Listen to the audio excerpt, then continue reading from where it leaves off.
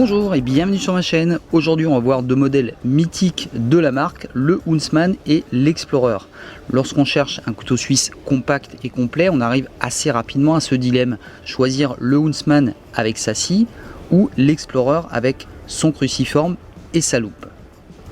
Alors en termes d'encombrement, c'est quasiment similaire. On va être évidemment sur 91 mm, une centaine de grammes. L'Explorer est un tout petit peu plus large, mais on reste dans un gabarit qui est exactement le même. Je vous l'avais déjà dit dans l'épisode numéro 2 consacré à mes sacs, où j'avais fait une revue un peu plus complète sur le Huntsman, et bien que ce sont des couteaux qui sont compacts effectivement, un petit peu lourds, qui passent dans une poche, mais c'est vrai qu'ils ont généralement leur place plutôt dans un petit sac, parce que ça reste quand même un petit peu désagréable d'avoir quelque chose d'aussi large et de lourd dans sa poche.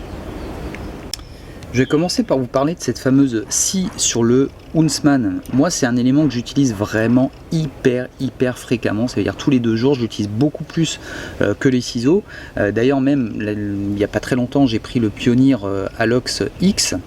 Si j'avais eu le choix, je serais parti sur le Farmer, justement parce qu'il y avait une petite lame qui manque sur certains grands modèles, et puis la fameuse scie, vous savez qu'elle est extrêmement efficace évidemment, et encore une fois, je l'utilise très fréquemment. Alors en bivouac, oui, mais pas tant que ça parce que je vais avoir d'autres outils, mais dans le jardin, une branche qui dépasse, ça fonctionne très bien. Je l'utilise même en bricolage énormément, parce que même en ayant des scies adaptées, celle-ci, la taille de cette scie et son efficacité fait qu'on l'utilise forcément. Je vais l'utiliser en cuisine parce que je vais gratter mon parmesan. Je vais utiliser le dos de la lame pour éplucher parfois des légumes, pour enlever des écorces, pour gratter mon fire steel. Donc c'est vraiment un outil que moi j'utilise. Alors c'est vrai que si on est en ville, c'est peut-être pas un outil qui sera forcément indispensable. Juste pour revenir dessus, c'est une scie que je n'ai jamais affûtée depuis toutes les années que j'ai. C'est hyper efficace. Si vous n'avez pas encore eu de scie Victorinox dans les mains, je peux vous assurer que c'est vraiment redoutable. Donc effectivement, si vous êtes bricoleur, c'est peut-être un élément que vous risquez d'utiliser très souvent. Alors vous l'avez vu, la grosse différence ici avec l'Explorer, ça va être notamment ce fameux cruciforme qui est, je trouve, super. Alors je me suis amusé à essayer un peu partout dans la maison, à aller voir toutes les vis que j'avais, et c'est vrai qu'on arrive, il s'adapte vraiment parfaitement, la taille elle est vraiment bien trouvée, parce que on se retrouve à chaque fois avec le bon outil. C'est vrai que d'habitude avec le Huntsman, quand j'étais un petit peu en galère sur une vis et que j'avais pas forcément des outils sous la main, et bien j'utilisais évidemment cette tête ici qui permet de dévisser quand même pas mal de choses. Mais là on est vraiment sur un outil qui est plus adapté. Alors ce qui est très sympa, c'est qu'il vient vraiment se bloquer de manière assez ferme. Regardez, je peux vraiment taper dessus. Donc c'est vraiment un outil qui est vraiment très stable. Il faut vraiment pousser dessus, et puis on a cette position à 90 degrés qui permet vraiment d'avoir une très bonne prise, d'avoir un moment de force assez important, et puis si on n'a pas beaucoup de place, ça permet quand même d'aller chercher une vis dans un endroit inaccessible. Donc on va avoir énormément avec ce couteau là de solutions. Évidemment avec ce cruciforme, on aura évidemment l'avant ici qui va pouvoir servir sur des petites vis, ici évidemment des vis plates, et puis ce que j'aime aussi particulièrement, que ce soit sur le Huntsman ou sur celui-ci, c'est cette petite lame. Outre le fait qu'elle me sert énormément, et puis que ça permet de garder un tranchant de la longue lame, et puis de faire des travaux plutôt de bricolage avec la petite lame, qui est, vous le savez, hyper pratique à utiliser, voilà, quand on veut faire un travail fin, etc. Elle me sert aussi bien souvent avec la pointe de venir traiter des très petites vis type informatique. Ça m'est déjà arrivé de pouvoir utiliser ça. Alors il existe un tournevis Victorinox qui se place ici dans le tire-bouchon, qui est extrêmement pratique, mais si on n'a pas ça, c'est vrai que ça c'est hyper pratique.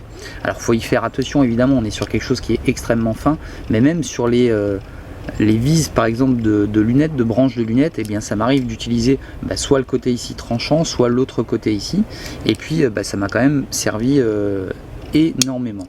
Donc là vraiment un très bon outil, et je vous le compare d'ailleurs avec les tournevis qui sont présents ici sur le Outrider, vous voyez, qui est beaucoup plus petit.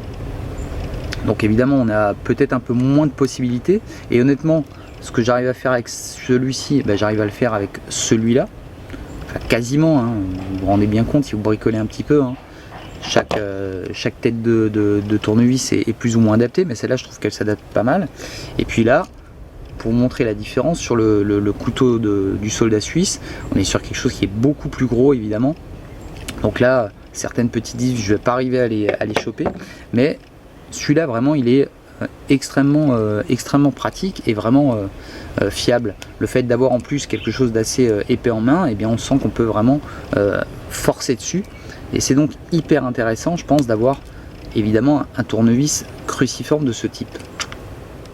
Petite chose aussi à savoir au niveau de la facilité d'utilisation des outils, on voit ici, alors je croyais qu'au début c'était un défaut mais pas du tout, le cruciforme dépasse un petit peu.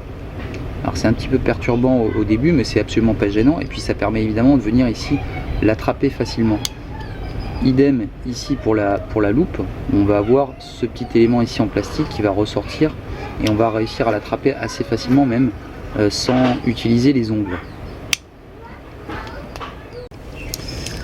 La petite lame évidemment, la grande lame, le décapsuleur, l'ouvre-boîte, tout ce qui est classique. Également les ciseaux qui sont toujours de très bonne qualité chez Victorinox. Là encore, si vous n'avez pas encore un Victorinox avec ces ciseaux, vous ne pouvez pas comprendre ce que je vais dire, mais c'est vraiment quelque chose qui est utile. On coupe de la corde, on a un truc un peu répétitif à faire, c'est toujours plus facile que d'aller venir tirer sur le tranchant du couteau, enlever une petite étiquette de fringue, ce genre de choses. Et bien ça c'est vraiment idéal. Et puis moi j'ai utilisé récemment aussi l'arrière parce que j'avais une vis avec une tête hexagonale, et puis ça m'a permis de la coincer ici, de venir la dévisser et ensuite de la dévisser à la main. Donc ça peut être aussi un élément, on n'y pense pas souvent, mais d'utiliser ici cette partie là des ciseaux. Et ça évidemment, que ce soit même en pleine nature ou en milieu je dirais urbain, les ciseaux c'est quelque chose qui est vraiment hyper pratique évidemment. Bien voilà, il reste à choisir maintenant entre l'utilisation d'une scie ou l'utilisation d'un cruciforme, lequel vous allez plutôt utiliser. Encore une fois, la loupe, même si c'est pas indispensable, on lui trouve rapidement une utilité. Mais c'est vrai que ce cruciforme, il est honnêtement terrible. Je dirais aussi terrible en efficacité que la scie. Alors voilà, je vais presque dire, vous n'allez peut-être presque pas être avancé maintenant avec ça, mais c'est vraiment sur ces deux éléments-là que votre choix, à mon avis, va se jouer. Est-ce que vous êtes plutôt bricoleur, etc., vous avez un jardin et que vous risquez d'utiliser la scie, ou alors vous allez plutôt avoir besoin de ce fameux cruciforme. Je vous dis à très bientôt, c'était Chris Air Jones, bye bye.